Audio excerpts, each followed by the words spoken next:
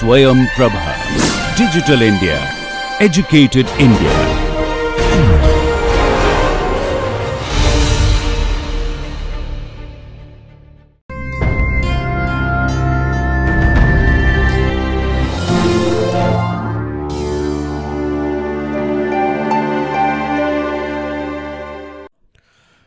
Hello everyone, welcome back.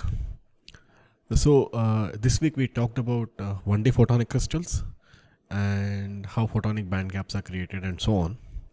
And in addition to providing the overview, I wanted to give you some tools that can help you if in case you're doing research in this area. So to that end, I have published, we have done some calculations using what is known as T matrix. I introduced just in the first lecture this week. And we published that on GitHub.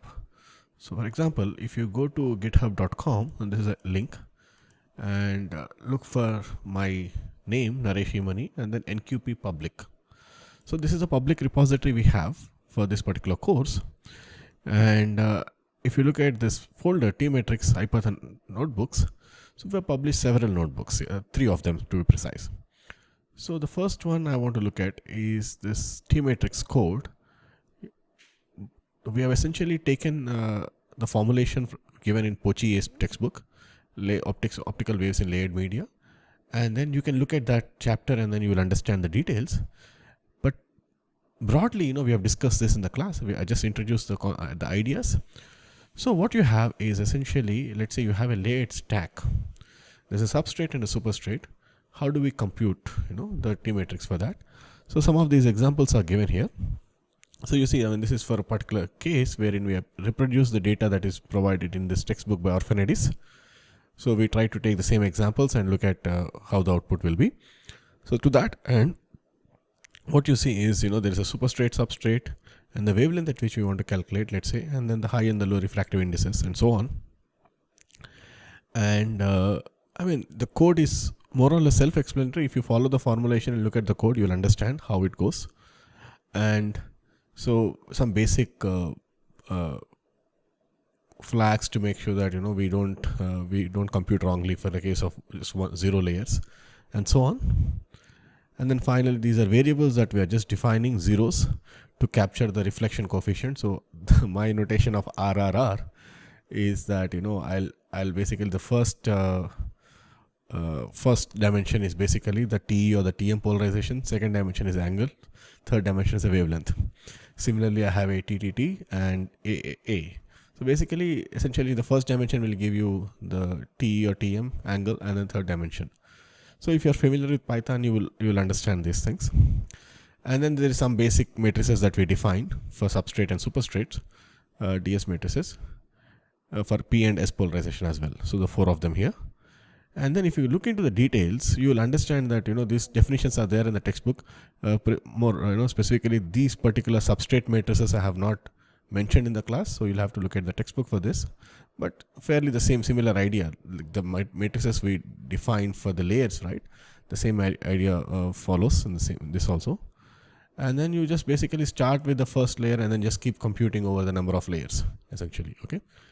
And one key point here is this dynamical matrices, the propagation matrix I mentioned. So exponential jkx or jkd, and then exponential minus jkd. So this is the 2 by 2 matrix here. We defined it as an array here. And then similarly, there is a dp matrix and the ds matrix. So for dynamical matrix for p polarization and s polarization. So if you look back at my notes, I think for probably one of these polarizations, maybe the TM polarization, I wrote it as cos theta and then cos theta and 1 and minus 1 probably in the lecture notes, but it should be an n and minus n. And similarly, for the TE polarization, 1 and 1, n cos theta minus n cos theta. So these are the matrices. And then once you have the matrix, it's simply a matter of doing matrix multiplication. The specific details of how it is implemented is given here. And then finally, once we do that, so we already defined reflectance as basically M21 by M11. So M21 in the language of Python, indices start from 0.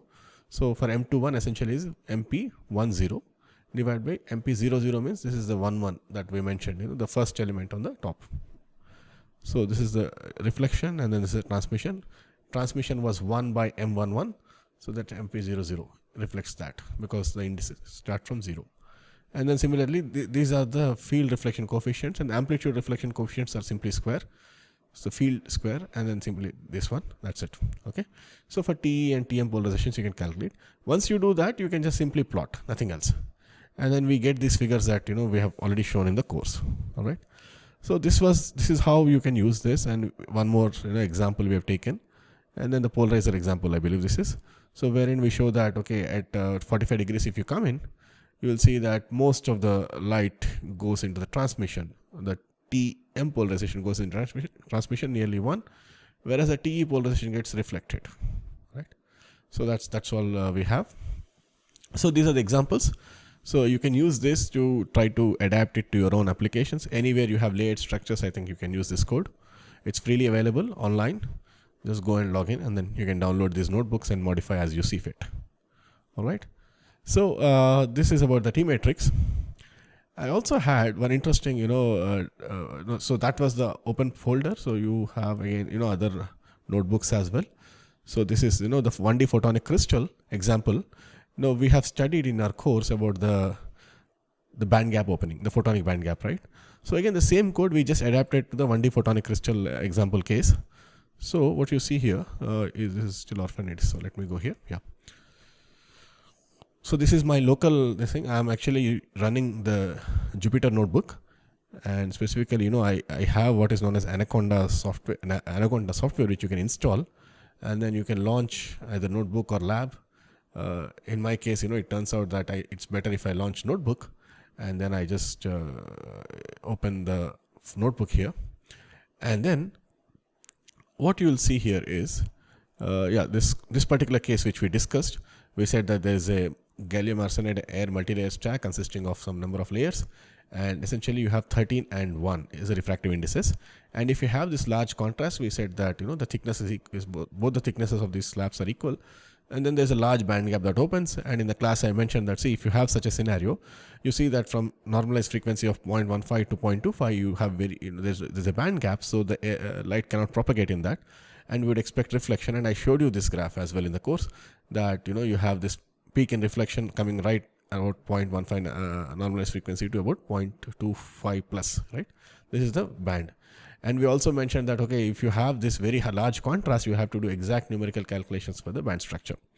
That approximations that I mentioned in the lecture will not work. So this is exact numerical calculation using T matrix approach. So how did we generate this? Well, the same code, everything is same, except we just made some modifications to the inputs. Now we took the number of layers and the superstrate, substrate, and so on, the wavelength sweep. Now what we do is the A parameter, we try to sweep. Okay. And then we try to see what happens as you change the basically normalized frequency, right? So we are actually saying this is A by lambda. So fix a lambda and change A, or vice versa. You can do however you feel like. So so once you change A, wavelength automatically becomes this, and then you sweep. I mean the basic definitions. The one place where there's nothing much actually. After that, everything else is same. Nothing else changes. The important thing where we mentioned, thickness of the layer, right? So here we mentioned that the high index and the low index are half and half. That's it. Okay, that's it. Once we do that, you get this graph. No big change. And similarly, we had seen one more example of this multi-layer stack, but this time with thickness of 0.2 and 0.8, the periodicity. So we change the thickness so that we get tuning of the band gap. So I mentioned this as well. So again, the same example. Everything else remains same as the previous case, except that we change the thickness of the layers. So everything else is same. So you see this square root of 13 is epsilon is 13. So square root of 13 is high index. And here the thickness of the layers. High index layer, we took it to be A by 5. The low index layer, A into 4 by 5. That's it. Once we do that, everything else goes back, and then you get this nice curve, which we have already shown in the class. All right. So this is how T matrix is useful.